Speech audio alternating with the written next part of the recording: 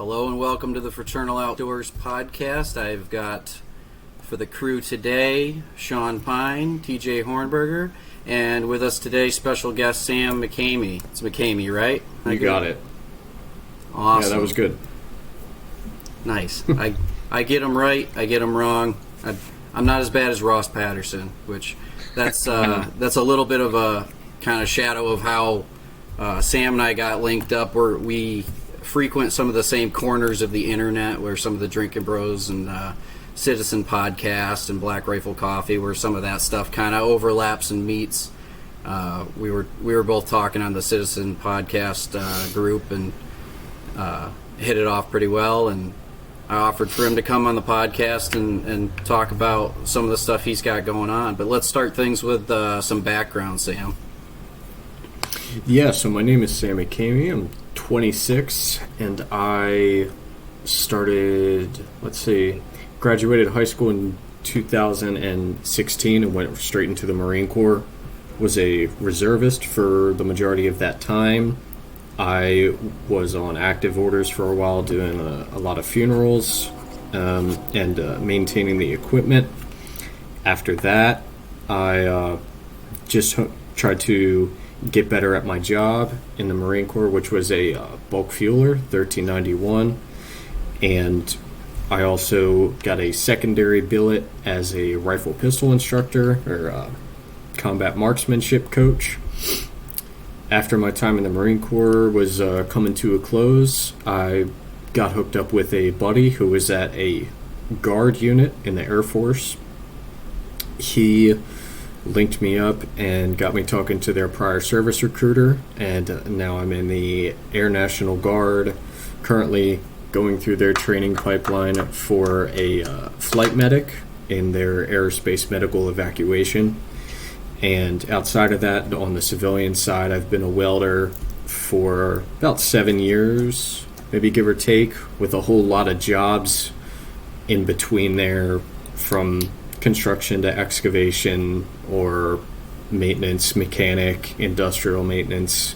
The companies have come and gone, but the jobs have remained relatively the same. So I've been known to hop around a couple places. Outside of that, I had a couple experiences that initiated me to try and start an initiative where I try to connect people to mental health resources to help prevent suicide, specifically in the veteran first responder and blue-collar workforce. And I call that the Middleman Initiative, and I think that's what we were talking about in the lead-up. Yeah, that's awesome. TJ, what's your service, just for the audience's sake? Yeah, so I joined the Navy in, I think it was 2018 I got in. Ended up going through, long story short, dive school twice. Ended up becoming a dive medical technician, so it's a special operations corpsman. And then after I went through all that pipeline, it was about a year and a half, 2 years. Went to Hawaii and served with SDV Team 1, Seal Delivery Vehicle Team 1, down there in Hawaii for about 3 years. Did a lot of diving stuff, a lot of medical stuff. Then after that 3 years, moved back to Syracuse with my family, and now I've also joined the blue collar workforce, and I'm an electrician for a small company, and I love it actually. So TJ treated me on my honeymoon, which was actually at his. We went out and stayed with him in one of his spare rooms and borrowed his vehicle, and hadn't even been off the plane 24 hours, doing some cliff jumping, blew one of my eardrums out, and had to have TJ take a look at it and save me the emergency room visit. Yeah, that was fun. Well, not really, but it happened. That was before your ear surgery, right? Yeah, so that was the first accident that led into 2 other accidents that led into an ear infection that led into going in for surgery and having reconstructive surgery. It's quite a bit of lead into. Yeah, it was quite the about a year and a half long thing that all started. Actually, it started about 2 years before that incident.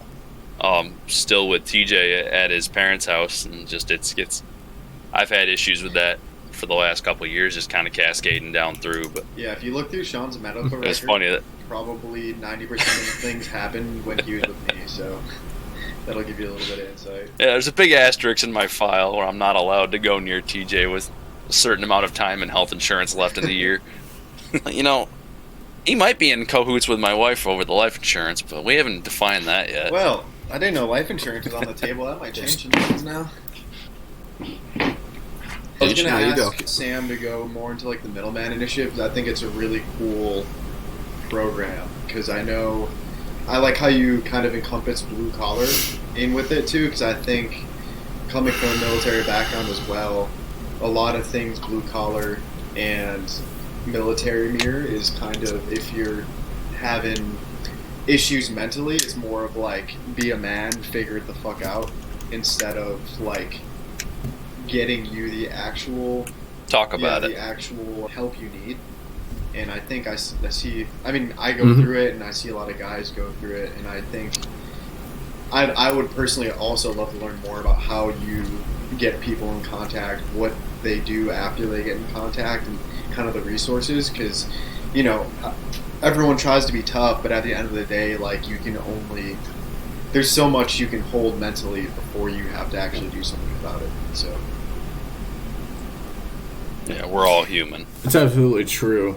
Yeah, we're definitely all human. So with the Middleman Initiative, the way it plays out in my head, which I wouldn't say I've had a scenario that has went totally from start to finish. A lot of it is patchwork, but a dude in the ideal scenario, someone would contact me. I kind of have a sit down with them, or maybe multiple sit downs, kind of try and get to the root of the problem, or figure out like what needs to be addressed, because I'm not a mental health expert by any means, but I think what we can do together is try and identify the problem area. Okay, once I've identified the problem area, maybe it's something as simple as like you need a new job, like you need to get out of the company that you're in, or completely change the trade or work field that you're in.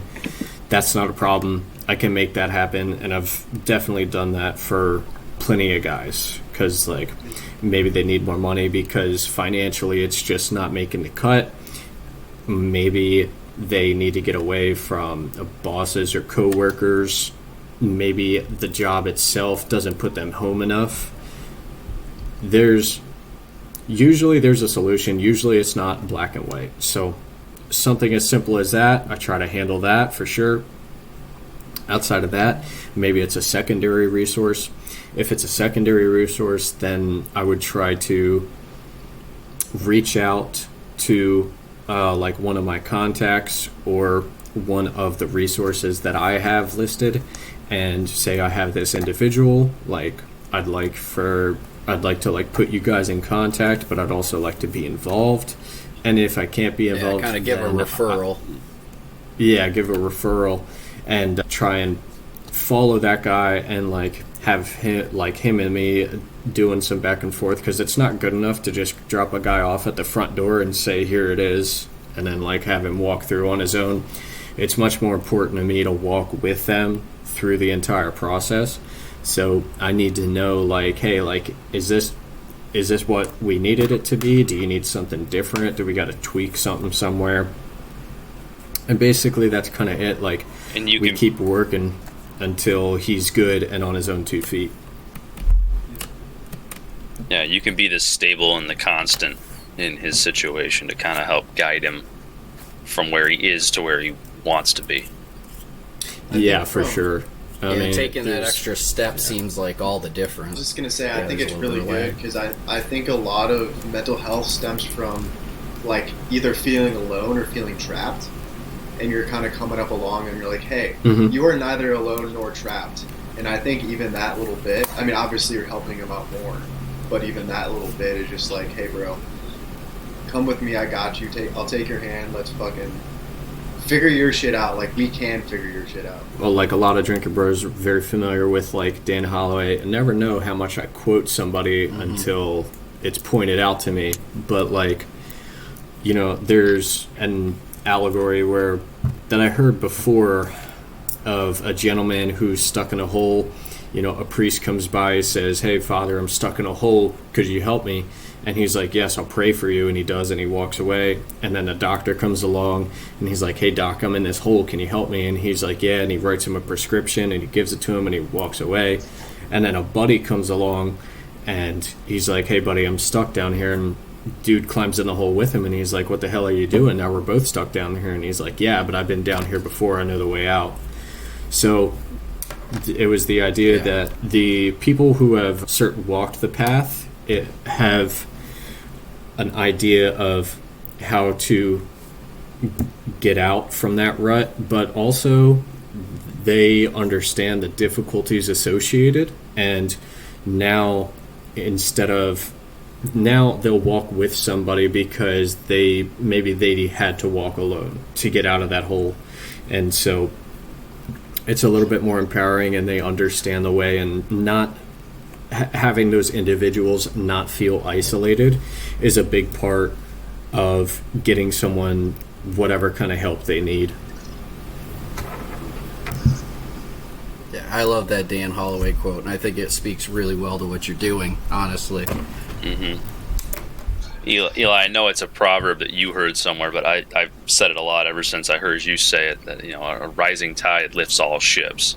Where just helping one person out, if you're able to share your success and your help and to push that and help the next person, then the next person turns around and does the same thing.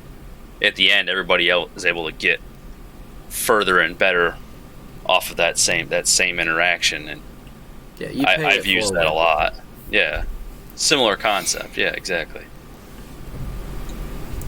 But Sam, I wanted to ask you how you would compare and contrast trying to help guys on the blue collar side versus on the military side. I know there's certainly overlap there, but I think I heard you on another podcast say, or maybe it was the host, something like 45,000 veteran nonprofits. How's that compare in the blue collar space? Yeah, there's fucking none. But as far as I can tell, I haven't been able to find. To start from the top, there are over 45,000 nonprofits in the United States just focused solely on veterans. Okay, that base is well and truly covered. You don't need one more motherfucker than me coming in to make another nonprofit. What I'm trying to do is not be a nonprofit and simply act as the hub of resources and the middleman, the go-between for guys, getting guys in a shit place to getting them where they need to be. But as far as on the blue collar space, everybody wants to help veterans. They get a lot of money. It's great. I've got no problem with that. Veterans have done a lot. Blue collar, kind of thinking about the guys who have built the infrastructure. I mean, paved the roads, built the bridges, making refineries, wiring up houses. I mean, the list goes on, especially when you consider farming and agriculture. These are areas that if one breaks down, I mean, it leads to catastrophic and cascading results, which we've seen over the last couple of years. When, truckers can't do their job, it creates incredible supply and demand issues. Not to say that every single trucker is in a mental health crisis, but one guy could affect a lot of things. And so I have not personally found any nonprofits that focus on the blue collar or tradesmen. It's not to say they're not out there, and I firmly believe that I'm sure they're much more niche. Yeah, I just in my Google searches and doing stuff to the best of my ability, I just haven't found them yet. What I have found has been some statistical data about suicides as they are classed by their trade, by the what is the word? But essentially by their job code, construction, carpenters, their profession. Yeah. And however, the IRS looks at the job code. But interesting. Those rates are significantly high when you itemize them. If you look at the overall rate, you were looking in 2021, 17.8 per 100,000 working age individuals. That's male and female, and that's from ages 16 to 64 die by suicide, and that's 2021 data. Just tradesmen? That's what you said? That's just tradesmen? Mm-hmm. Yeah, that's just tradesmen. So you're taking the larger sample size and then making it a little bit smaller for the individuals in... It's hard to say just tradesmen because it includes other things, other categories that some people might not necessarily categorize as like tradesmen. There were some like customer service things in there, retail or like product and jobs in there. But overall, it's not a small number necessarily. That's just kind of like working age individuals. And that's per 100,000 people, not just tradesmen, right? It's so out of every 100,000 people, which, I mean, I'm trying to ballpark a statistic that would help. You know, most what's that, a medium-sized city? So out of a medium-sized city, you're losing half a street every year.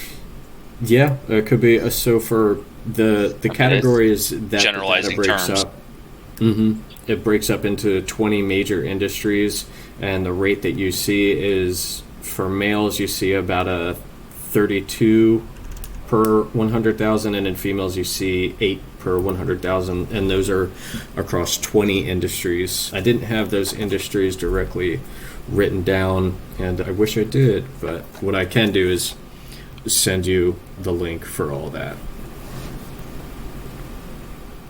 Yeah, I'm just curious, you know. So that sounds like, do you have a comparative status to veterans to see, you know, like you said, there's not want to say zero, but there's very limited resources for blue collar. There's a lot of veteran resources that may be out there to some extent. So I'm curious to understand exactly how the blue collar side of it. Well, it's an obvious problem, and there's little focus on it. How does that relate? You know, when you're looking at the numbers. Well, with veterans, the common flagship thing that everybody waves, right, is the 22 a day, but it's not that anymore, right? That's an old study. No. That's outdated currently. The VA only people within the VA are allowed to conduct research within the VA, and then we get those big like statistics from the Department of Veteran Affairs. There was a secondary organization called American Warrior Partnership that conducted what they called Operation Deep Dive. Basically, they found that the rate of veteran suicide was not 22 a day, but more like 44 per day.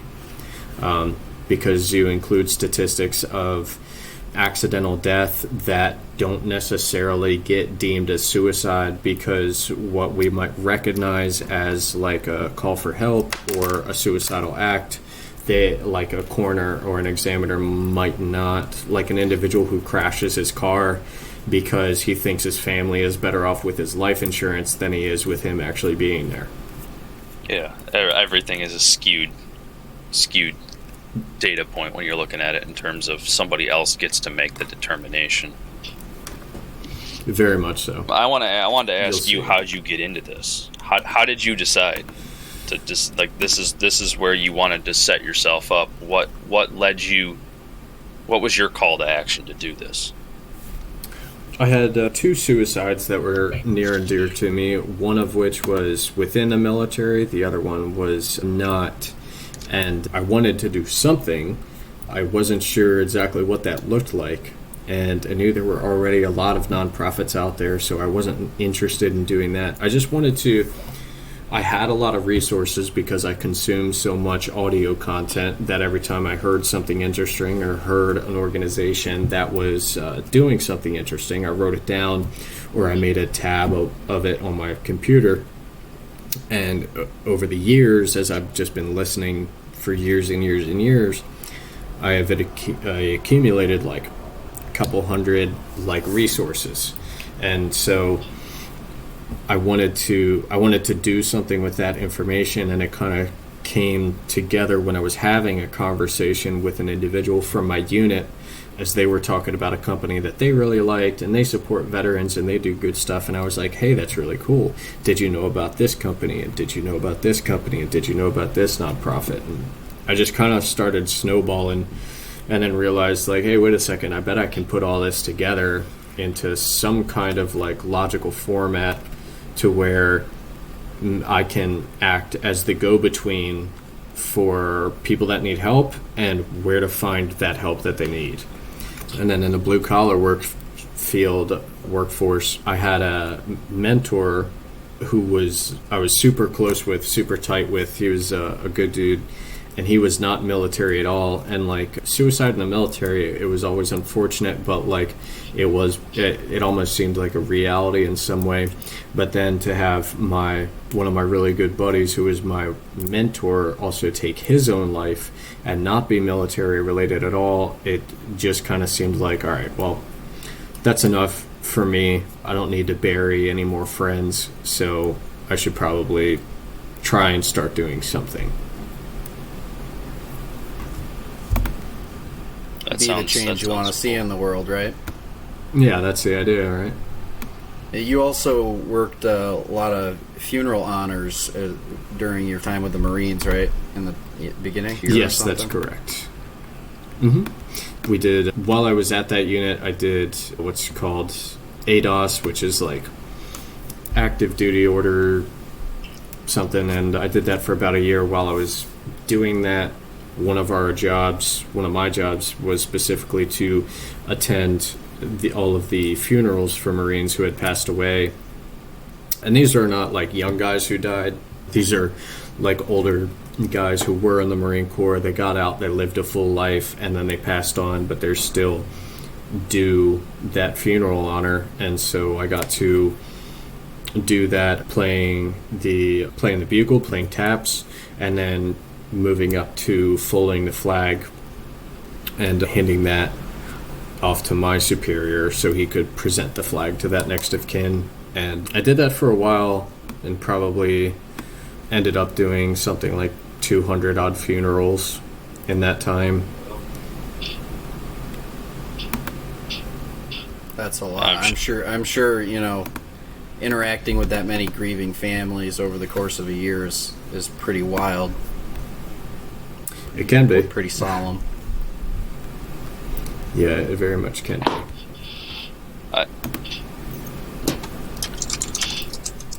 Did you have any similar experience at any point in your service? I know, being a medic, you were mostly on the life-saving side, but was there any point where you had a feeling of death or of sacrifice that helped to change how you viewed service and the mental health and inside? I'm specifically looking at the military side of the service, but was there a point where you felt like, hey, maybe we needed to do something differently, or we needed to do something more? Yeah, I think in terms of like mental health wise, that honestly more probably my last year in it started to hit me more, just because like our type of deployments were super high tempo in terms of like you'd be gone for like 3 months, back for a month, gone 4 months, back a month. And I just started to realize that like one of the big things they would say was, we'll catch you on the back end. So say like we're about to deploy, we'll go through a workup that's a couple months long, so even though you're home, you're busy, and you go on deployment and come back. And they really didn't give us time, honestly, to get back to normal life after deployments. And I think like there was no chance to decompress, right? So it kind of hit me the hardest after my last deployment before I got out. And I came back, and it took me a good probably 2 to 3 weeks just to even get back into normal life with my wife. And it was just really hard, like, not that anything bad happened, but we fought a lot and everything like that. And I just kind of like realized, just talking to her, being like in normal life, I was like, hey, like it's essentially like I'm not acting normal, and like there's something wrong. But then a lot of times when you go to leadership and you're trying to, I guess, remedy the problem to get help, they're just like, oh yeah, we'll figure it out later, yada yada, and they kind of keep dragging you along. And not only did that happen to me, but it happened to a lot of my really, really, really good buddies, and they ended up getting burned out as well, and either got out, or I had a friend, I think, I forgot what year it was like 2021, committed suicide. He was actually an Army diver, and he was kind of the same way, went off to a bunch of deployments, and they're like, get you on the back end, and then, you know, one day you're sitting there and you're like, see the text message, like, he's gone. So that kind of opened up my eyes itself, and then also, like, kind of made me, you know, want to do something about it, just because I think a good thing that Sam brought up is, like, blue collar's kind of the same way, because it's always, like we said before, like, figure it out. You can rest when the job's done, but then again, you finish the job, and then you have to start the next one. You know, you don't really get a time to relax or decompress. But sorry if that was all over the place, but No. No, I mean, that was nice. I think that was what I was trying to gather out of the situation is, you know, it's sometimes it comes up as one thing in one part, and then, like you said, getting told we'll fix it later, it tends to be a theme across not only the military but the blue collar work, like you said, to where how long do we go before you start to break down and you start to have those points where you're like, I need help, and then to ask for help. And Sam, you made a great step to fill that role where you're the guy that you can go to, or you know somebody that you can guide them to say, hey, I can help fill this issue and help make you feel more comfortable in your situation in order to heal a little bit, to take a moment to breathe and decompress. Yeah, certainly. Between the actions taken on the part of the individual and getting them help, like, that's the most crucial time. Normally an interruption is enough to stop that act.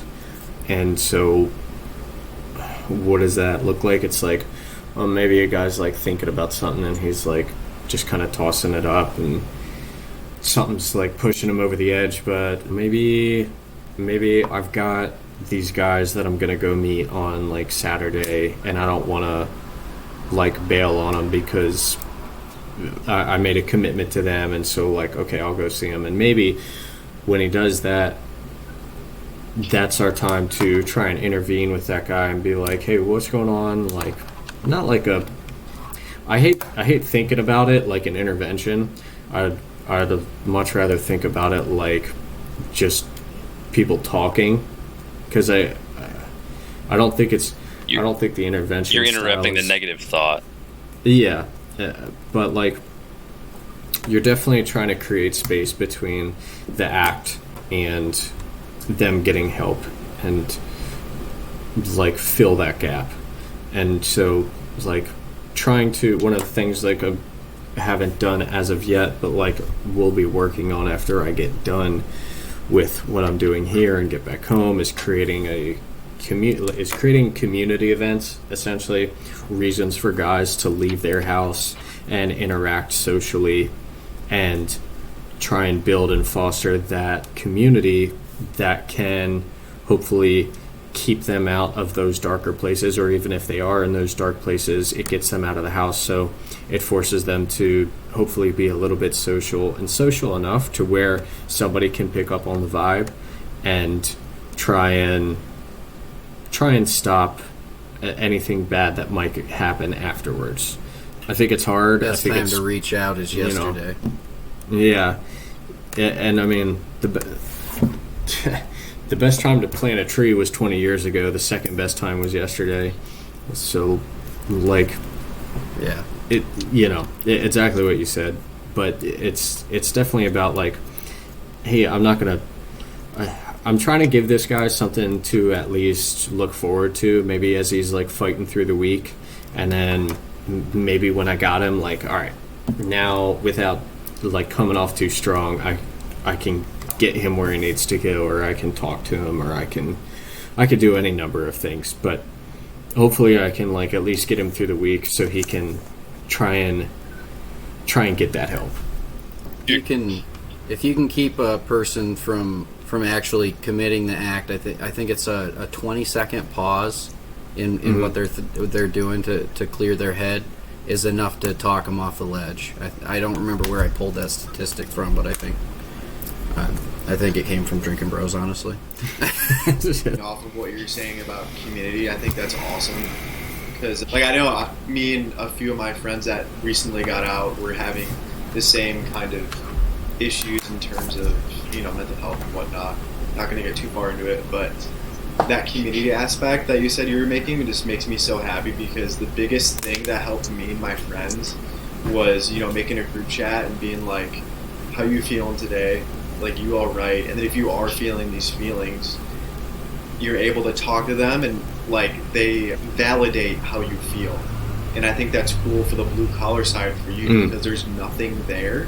And if blue collar guys can come together and be like, yo, you're feeling the same way I'm feeling, dope, let's talk about it. And I think that's a really cool aspect you're bringing up for a section of the workforce that has absolutely nothing. That's totally true. For blue collar, like that sense of community and that sense of making the message clear that it's okay to not be okay. Because, not to exclude women, but especially in blue collar military, uniquely are male dominated industries, statistically speaking, and many of us that fit in that role, in that space, or that upbringing, have that masculine nature where we're like, oh yeah, you don't talk about it, you bottle up the feelings, you whatever. But that's not the way the world works anymore. It's not World War era anymore, where those guys were bottling everything up, and we live in a world and a space where we can talk about it, and we need to talk to it doesn't have to be all over your Facebook feed or all over Instagram, but you need to find a community and a group of people you can talk to. I think the internet has done a better job in some ways of bringing people together that need that, to opening up, the ability that, like, Sam, we can reach out to you, and that before would have been flipping through a phone book and trying to come up with somebody, and it would have been a little bit different and harder. And now the internet has helped make it easier, as well as, I think, in our generation shift, it's become okay to talk about being not okay. Whereas, like you said, Woody, the World War II, the older generation, that any weakness was seen as bad weakness. Whereas now we're saying, well, hey, just because you have a weak day doesn't mean you're a weak person. It's just today was your off day, and sometimes even just understanding that can help to make a bad day not so bad. Definitely. There's when military, I'm going to tie this all together. When the military guys deploy, they're surrounded, and even during the workup, they're surrounded by the individuals that they're going to be essentially trusting with their lives, which creates like that immense bond. And so once they're bonded in that such a way, it creates essentially Sebastian Junger's book Tribe. And so it creates their tribe. These are individuals who they have poured everything into and who they trust entirely, because there's nothing you can trust an individual more with outside of like maybe your kids than with your life, because your life is everything. That's what you give for your kids in a heartbeat. And so you've taken these people, you've bonded them incredibly tightly, and then people get out of the military, and then Joey goes back to Oklahoma and Tom goes back to Delaware, and everybody divides up. And so now they've lost that cohesion and that tightness, and so now they're looking for it again. And there's a couple avenues, I would say there's not a lot of avenues out there right now unless you're being creative. There are projects like the Independence Fund, who they're creating a resiliency program that is getting like particularly heavy casualty rated units back together for a reuniting, and those units to bring them back together. A lot of these guys haven't seen each other in like 20 odd years, and so that's really important. Outside of that, you're kind of left to your own devices. So in the blue collar workforce, the thing you don't really have, I mean, you see these people day in and day out for 40 plus hours a week, but I would hesitate to call it a tribe. You're not trusting this guy with your life. This is your boss, and he's telling you where to go and what to do. And you might catch beers with him on Tuesday, but that doesn't mean that you'd also do too much outside of that with him. So you can either create a tribe with the people you work with, or you can create a tribe outside of work. Black Rifle has done an amazing job at creating a tribe within their culture of their career.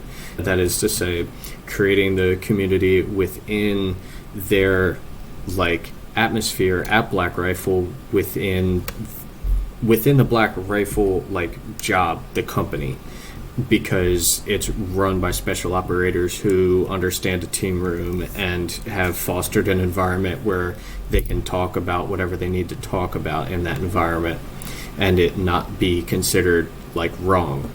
And so it's a possible thing to foster the tribe mentality, the tribe environment within the workforce. It just depends on where you're working and the individuals you work with. And so sometimes we have to get creative and seek that outside of the workplace. And seeking it outside of the workplace, it just straight up involves work, because you have to find people and you have to create events and you have to gather.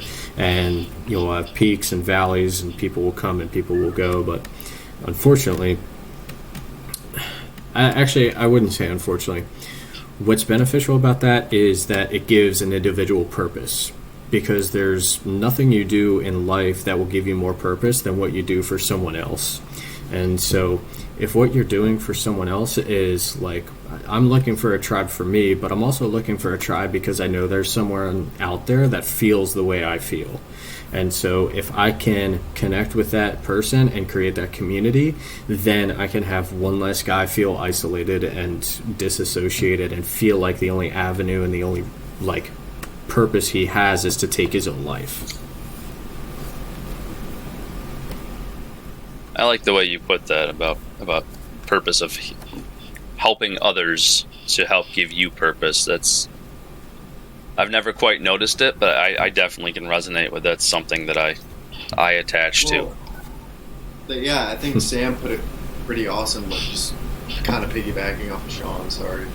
But yeah, you have that huge sense of purpose, and the military is always your purpose is, defend freedom. And then you get out and it's my purpose is I put wire nuts together. Cool. That sucks. You know what I mean? Twist one, you twist 1,000. Yeah, you go from defending freedom and sending bullets down range, and then you transition to putting wire nuts on wires and being told you should watch your mouth around HR. Yeah, it's a total night and day, and it's very difficult, and a lot of. I would even hesitate to say you're just out there defending freedom. Not I didn't give a shit, but my headspace was always well, there's still boys out there fighting and dying. So as long as they're still out there, I'm going to be out there, because I want them to be able to come home to their family. And that's always been my intent, my philosophy. But maybe I'm not so concerned with tying wire nuts together or putting a weld on something. But what gives me some of the greatest joy in my life is coming home at the end of the day and having my daughter run up to me, and my wife has the luxury of being able, or at least the luxury of having the option to stay home and raise our daughter.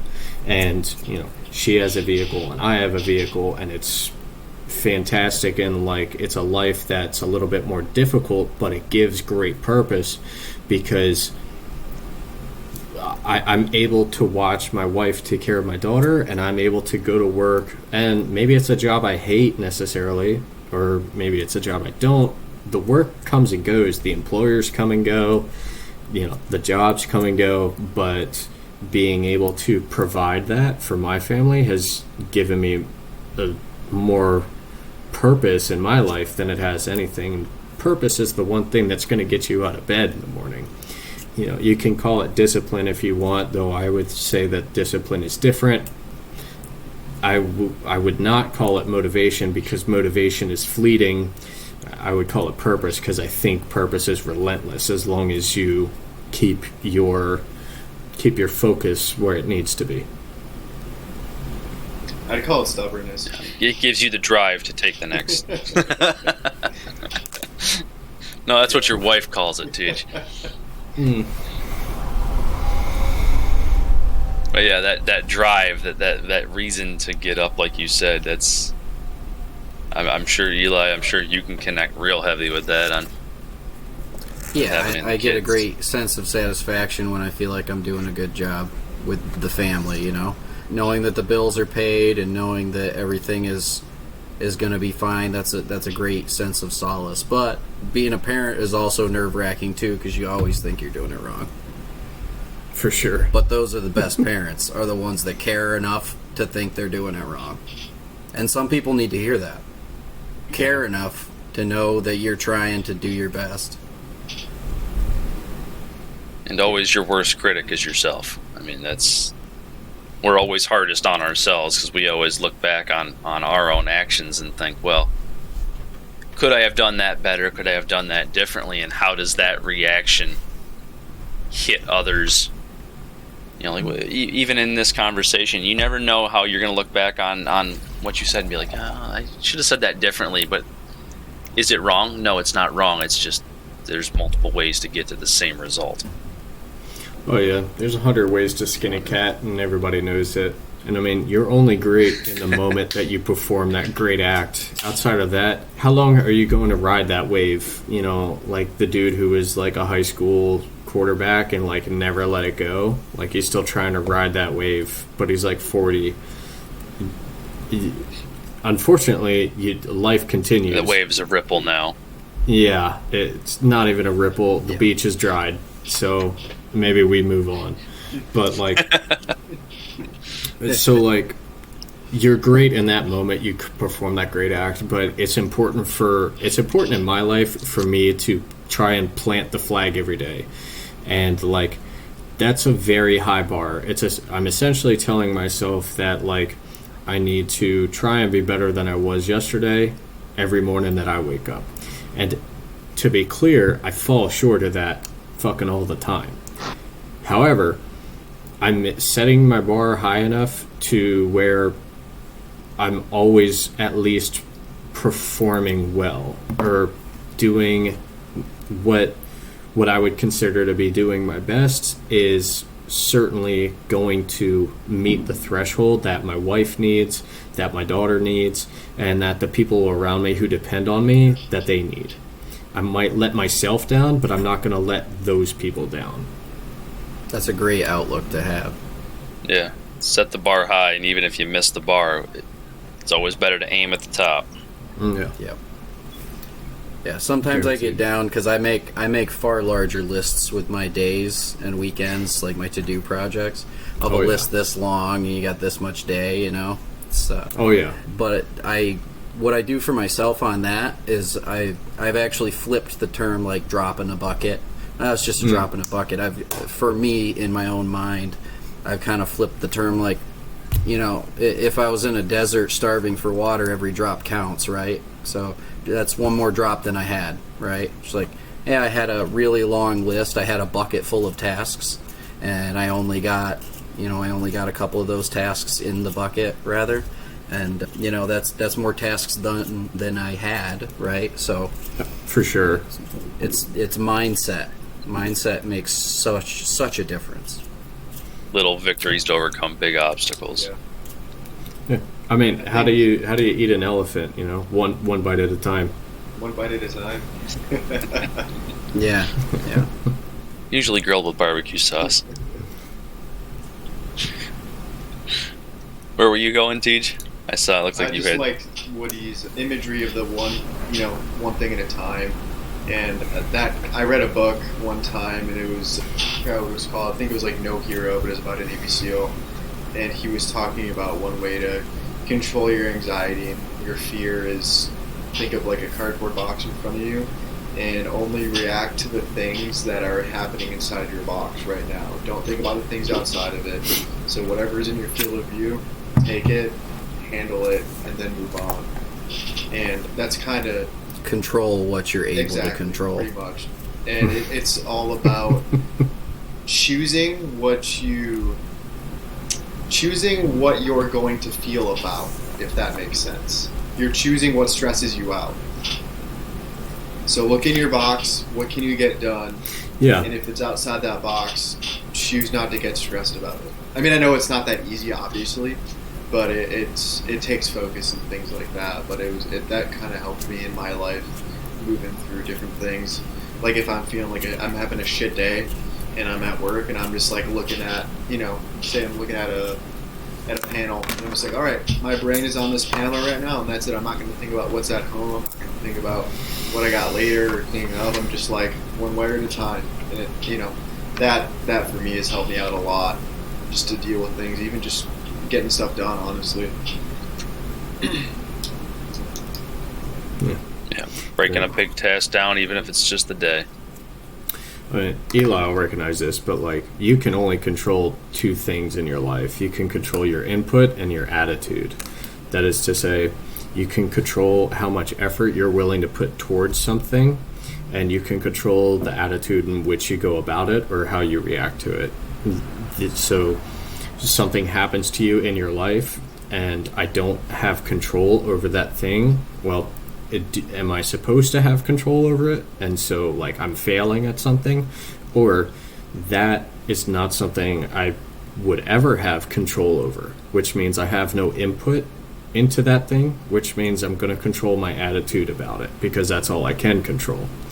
And so if I can control my input, okay, this is something I can control, so I'm going to put exactly the amount of effort that's needed into this thing. And that can be frustrating for sure, but I'm still also able to control my attitude and how I'm going about it and how I'm reacting to it. And so if I don't have any input in something, that is to say I have no control over it, then the only thing I have left is my attitude and how I react to it. I love how we're all essentially saying the same thing, but our brains are just the imagery that we're portraying to each other about how we deal with it. It's just cool to me. Oh yeah, and I think that's important is to compare and contrast things like that, because somebody listening might click with a certain way that one of us does it, right? And that might help. That might help a buddy that's listening right now, and that we don't even know is struggling, right? Tying back to what I said earlier, Eli, you said that rising tide thing to me one time, and I use that all the time now. I think about it all the time when I'm in a situation where I'm like, I have a choice. I can either help somebody or I can just continue with what I'm doing. And I'm like, well, I'm going to help because I remember what that felt like the last time I helped, and I remember that I do it, and then if they turn around and do it, and it gave me more purpose in my day-to-day life, and it was just a passing saying, but it made something, and it was important to me. Yeah. Sam and I both follow Dan Holloway's Citizen podcast, so he'll recognize he has 10 different principles. The premise of his podcast, and I think he's working on a book with it, is you can be a citizen. It's not just your rights that you're granted, it's your responsibilities, because if you don't stand up for those rights and be the responsible citizen that you need to be, then you're just going to be ruled by idiots that take those positions up, right? You have to actively take part in your governance, and he's got these 10 principles for being the responsibilities as a citizen, more or less. And I recommend anybody go check them out. They're awesome. But that's one of those things, I think, is having. It doesn't have to be one. It can be several different mantras that you're able to call upon when you're having a stressful day or a bad time, we've talked about a bunch of them recently, and one Sean will pick up on is CLIP, an acronym we got from our time in the fraternities, and I get to talk about it because I had a hand in making it. So confidential, my ass, I helped make it. It's open knowledge. CLIP stands for confidence, loyalty, integrity, perseverance, and I can't tell you how many times I fucking say, when in doubt, clip it out in my fucking mind when I'm having a bad day. And it's like, usually one of those 4 phrases clicks into what I'm doing. It's like, I know the way forward, right? It's like, do it with confidence, be loyal to your friends, your own sense of integrity, and persevere through whatever's going on. So I love that phrase. So glad that I learned it and helped teach it in our time in the fraternity. Yeah, and usually one of those 4 will get you through the situation. I mean, or it may not be one, it may be more, it may be 2 or 3. But having another tool in the toolbox. Yeah, for sure. I kind of left it all the way to the end, towards the back end of the podcast here, but some people that are listening on, if they've gotten this far, are going, I'm listening to Fraternal Outdoors, and I haven't heard shit about the outdoors yet. But, this is, all of us are human. Anybody listening to this podcast right now, other than whatever recording devices the government uses to just transcribe it, we're just human beings living our lives, and a lot of us love to get in the outdoors, and that's a giant stress reliever too. That's another really great tool that people have at their disposal. I think podcasts like this are beneficial, even though they're very loosely tied to the outdoors, but they're very important to everybody. Well, and there's a lot of man-made boulders, a lot of man-made obstacles that come up and that add stress to our lives, and not to say it's the answer for everybody in every situation, but sometimes stepping away, putting the phone down, and going out where you don't have service, you don't have the constant somebody's looking for you, somebody's getting a hold of you, just being able to take a moment with just yourself and go, all right, now what? Now I've got a moment to collect myself, and it's something I'm very near and dear to me. Yeah, for sure. Sure. Study after study goes back to just the benefits of being outdoors. It physiologically and psychologically improves your health, even in small doses, especially in large doses, with friends, in solitude. The outdoors is a really good way for people to do that too. And there's tons of groups on the military side that like to do outdoor based stuff. We even have one here in Potter County where I'm born and raised. The Leak Foundation, All Veterans, All Wars, I think is what they're rebranding to. Ed Fisher, he's got a whole hunting preserve here that they work on, and then you've got places like Two Wolf Foundation that do overlanding experiences on the civilian side. You just got to find like an overlanding group or something that you can get your teeth into, a community that you can find that speaks to you, and they're out there. Like I said, the civilian side a little less so as far as like your 501c3s, but there are groups out there that are willing to take on people. Sometimes it's as simple as like a Facebook group that is based in your area that does whatever, camping enthusiast, overlanding, hiking, off-road, like trailing, or mountain biking is kind of big in the Allegheny State Forest near where I live. There's find an interest, take up a hobby. If you don't already have a group, pick a hobby and jump in, and most of the time you can find somebody that is willing and open to bring you into the fold. It's the threshold of getting over the fear of reaching out, I think, sometimes that gets most people. Sometimes it just takes a friend. Sometimes it takes a buddy to reach out and pull you in. We started this right before we hit record. Sam, I was talking to you about pulling Eli and TJ into the duck hunting with me, and pulling, how many times have we been pulled into doing something that we would never do. I was just about to say, Sean, one of the biggest things that helped me when I got out of the Navy was duck hunting. It's having something fun to look forward to, something that was a new experience. Yep. It was just, if you want to get rid of depression, I'm going to say it right now, try duck hunting. It helps.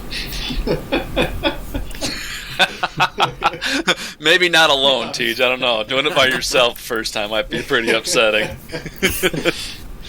Yeah, bring somebody that knows at least decently how to call. No, that's true. Yeah, I mean, coffee and watching the sunrise is it's still one of the best things. I don't have to even shoot, just going out there and hanging out. It's a very social experience that I look forward to, and it gets me through a lot of days in the year that I just otherwise I'm having a bad day. It's something uniquely nice, because I love hunting. The solitude of it is sometimes nice. All the different aspects of it are good, but something that duck hunting has that other hunting sports don't necessarily have is that everybody's sitting in a blind together, drinking your coffee, eating your snacks, shooting the shit, Sometimes just throwing up bullshitting while the sun's coming up. Like that meditation of a cold, quiet morning in the deer woods is great, and I wouldn't trade it. But those laughs and that fun time of getting set up on the water with my dumbass friends is also priceless. I was gonna say, I don't know if hugging a life jacket in the bottom of a boat counts as meditation, Fuck but even I'll let you have it. Fuck that. Well, you might as well tell it. So, Sam, I don't know if we've covered this one before, but we had a hunt this past year where we didn't even we're getting older. We don't drink like crazy individuals, but we had a few drinks and we all were hanging out and got up real early the next morning on nothing but coffee, and I don't even think we didn't stop for food or nothing. I think it was just coffee. Oh yeah. Somebody had to drive 5 hours and then didn't have dinner before he had drinks the night before. No dinner, then drinks, then no breakfast. Not naming any names, but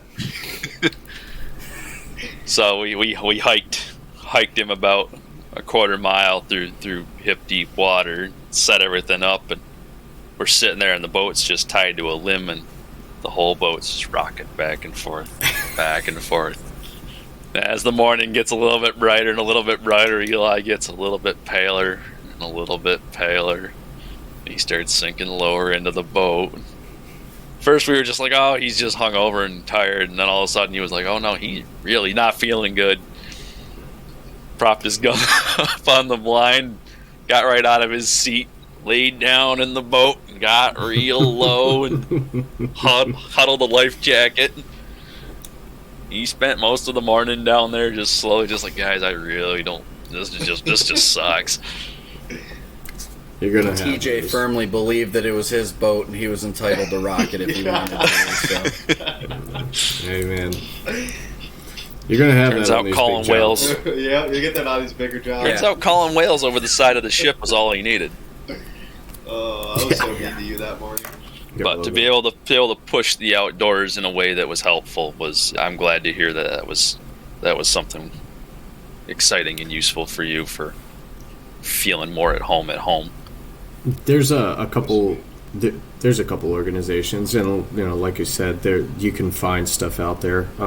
One just off the top of my head is called the Dirt Therapy Project. These are guys that mountain bike, and they have chapters all over the U.S. San Antonio, California, Pennsylvania, Maryland.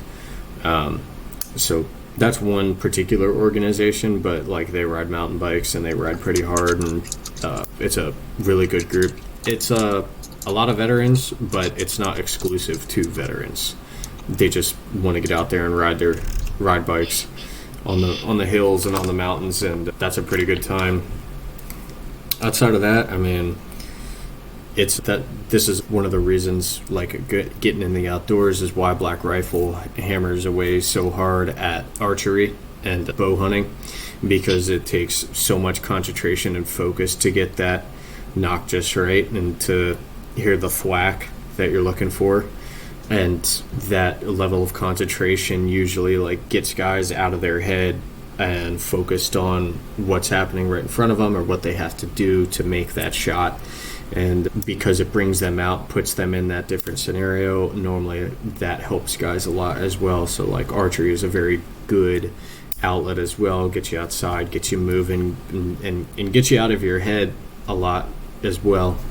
I'm part of a lot of different ruck clubs because I like to go for rucks where we hike trails with like weighted backpacks. There's like San Antonio and Ohio and Dayton and Delaware, and they have a whole bunch of ruck clubs. It's a really good time. So that's all to say that there's very good organizations out there who are looking to try and help, and like maybe they're not necessarily.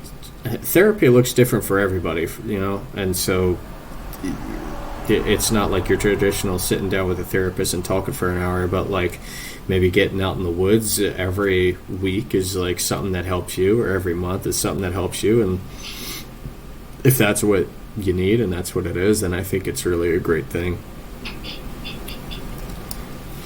Absolutely. Can't agree more. I think if you can find a way to safely get that adrenaline rush again, it's a good thing. Like in terms of like duck hunting does it for me, or like riding motorcycles does it for me. Just kind of going off of what you were saying in terms of dirt therapy. Oh yeah. Do you have a running bike? It's about yeah. I was the latest one. It started with. It's tore all down, and I just got to put the bike back together, but all my parts are in it. So nice. So next time you come down, you're gonna give her a proper rip around the farm. I swear, if you I'm not keep it long enough. Yeah, I'm gonna keep this one for a little while. I swear. I like this one. Teach, why don't you give Sam the nickel tour of what you've accomplished in the last year with. Oh boy. Facebook Marketplace being your go-to. So I started out with love Facebook Marketplace. Yeah, it's the best. I love Facebook Marketplace. It's good and it's bad. I started out with $800 and a YZ250F that was in a box. Literally, Sean helped me pick it up. Literally, a cardboard, like a washing machine box cut in half of parts. I assembled that entire bike, put it back together, traded that for a perfectly running KX125, and then I realized when I got it, I was bored of it because it wasn't broken. So I traded that for a broken KTM 252 stroke. And then once I fixed that, I got bored of that and traded it for another broken 254 stroke, fixed that, and then I was like, okay, after I fix this, I'm done rebuilding bikes, so I sold it. And then literally 3 days later, I used that money to buy the bike I have now to fix because it's broken as well. Beautiful. So that's pretty much my dirt bike story. Turns out we need to put a timer on his ability to purchase and sell one, so that he's restricted to one purchase every 3 months. But I mean, I haven't lost money on it yet. I keep going up, and I get newer bikes and bigger bikes. So, and I've been keeping track of my money. So, at the end of this build, when I sell it eventually, I'll make more than my money back. That's the big part about it, is making your money back. Always. Well, and that's been your therapy. Like, your therapy has been small engines and working on, like, that's been your day-to-day. Whereas I've talked about, I'm pretty consistent in chasing ducks all year round, whether it's hunting them or preparing for it. Eli, if you ever get a chance to get your task list down to a point where you can think about smaller stuff, for right now, I think you're pretty well tied up with your farm and your kids. Yeah, farming kids pretty much fills it up. I've got a lot of hobbies that sit on the back burner, and I touch them every once in a while. It's like maybe one. I mean, how many years has it been since we've been out ice fishing? I love ice fishing. It's a great time. We haven't had the ice. The ice and my time availability has not lined up for and the weather. Years. We tried to go this past Yeah, year. We couldn't getting find getting it. That enough doesn't ice to be safe. But where I'm also heading is Sam. What do you do? What is your hobby of like what do you use for your therapy, your personal time? Like what's your go-to? I'm out here right now, kind of bacheloring while I'm still doing the military thing, and I'll be out here for a little while longer. While I do that, I like to hike and ruck, and just kind of get outside in that mentality. And where I am now, I have the opportunity to volunteer, and so I do that because if I'm not like outside rucking or hiking, or I'm not working, I'm just staring at a wall blankly, or like working out, then I'll just stare at the wall blankly, and that just doesn't. That's pointless. And now when I'm home, it's my daughter. Everything is my daughter. Trying to get the next house kind of squared away and figure out what's going on with this house. But I get home from work, I take my daughter from my wife, and she's just the light of my world right now. And my wife's been an absolute rock star while I've been out here doing stuff for the military. So she deserves all the credit keeping the homestead afloat until Daddy comes home. That's cool, man. How old's your daughter? She is about to be 1 year old. Nice. So she's fresh. Mine are going on 2 and 4. There you go. So hopefully by the time I get back, number 2 will be happening maybe in the next 2 years. Nice. Yeah, it's super rewarding to have a family, dude. It really is. Oh yeah. It's super. It's got its ups and downs, obviously, but you wouldn't trade it. I don't know anybody that would. Once you got the little suckers, they grab right a hold of your heart and don't let go. Don't let go. I love it. What does your wife call It's exactly what I've always wanted. Oh, she calls them gremlins, but I call them crotch goblins. That's my favorite one. Yeah. I stole that from my buddy Nick, to be perfectly honest with you. I don't know where he got it, but You guys like that one. I love when you say feral toddler. Too. yeah, they are. I have feral toddlers. I was like, oh, that's a cool term. Once they start walking and talking, man, all bets are off. Oh yeah. Sex trophies. I don't know if you heard that one. Yep. Mm-hmm. Yeah, our buddy Adam that comes on the pod every once in a while likes to call them the sex trophies. That's a good one. Mm-hmm. He's got twins that are a little over a year old. Nice. Yeah, it's the best. It's the most rewarding thing ever. I've loved every second of it. And kudos to the old lady for staying home and being that stay-at-home mom. Awesome, man. Now, to wrap things up here, tell us a little bit about where people can follow along or get in touch with you for the Middleman Initiative.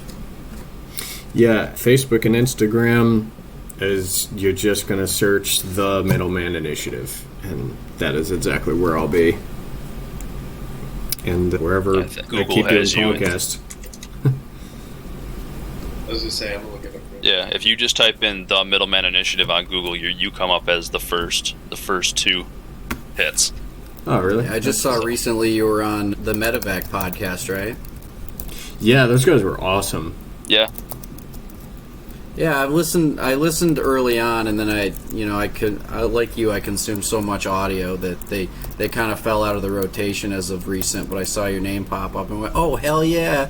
And I went and listened before this. Did that drop today? The day we're recording? Yeah, it just dropped 14 hours ago.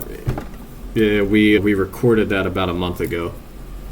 Yeah, I figured as much. But yeah, awesome, man. That anybody that's listening to this and wants to hear more from Sam, go check him out over there. Follow him on Instagram and Facebook, and as always, do more shit outside. This has been the Fraternal Outdoors Podcast. Thanks for tuning in, everybody. Thanks, guys.